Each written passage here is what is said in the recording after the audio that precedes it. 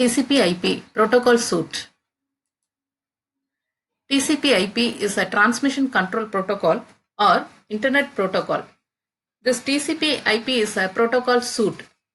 Protocol suite is a set of protocols organized in different layers. Nowadays, it is used in internet. It is a hierarchical protocol made up of interactive modules, each of which provides a specific functionality. The term hierarchy means each upper level protocol is supported by the services provided by the one or more lower level protocols. The original TCP/IP protocol suite was defined as 4 layers built on a hardware.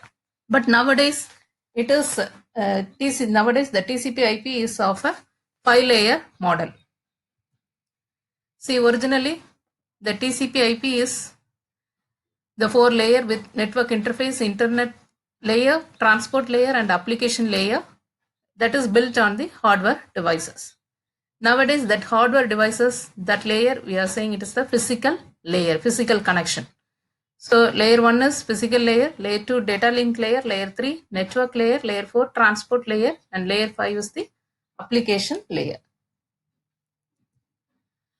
About TCP/IP protocol suite, we'll discuss about the layered architecture, layers in the TCP/IP, layers, description about the layers, and encapsulation and decapsulation process addressing multiplexing and demultiplexing. In the part 1, we will discuss about the layered architecture and layers in the TCP/IP protocol suite. Layered architecture. This TCP/IP protocol suite involved in communication in a small internet that is made up of LANs with the link and link layer switches.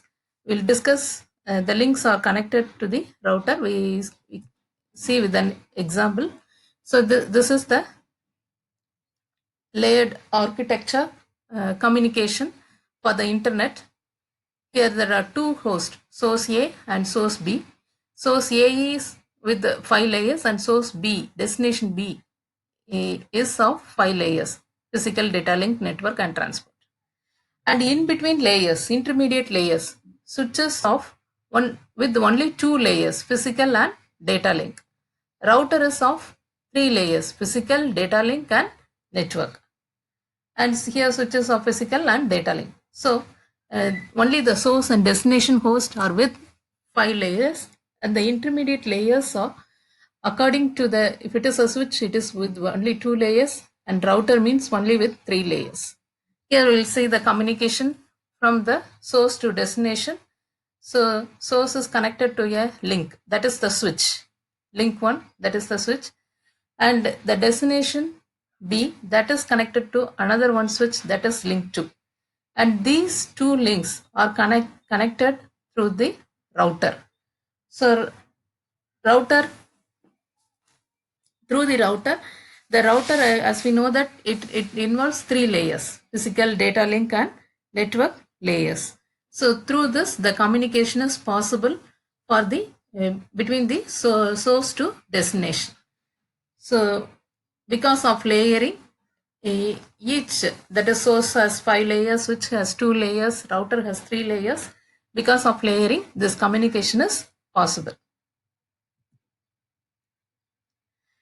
We'll discuss the layers in the TCP/IP protocol suite. In the TCP/IP protocol suite, layers discuss the and functions of the layers.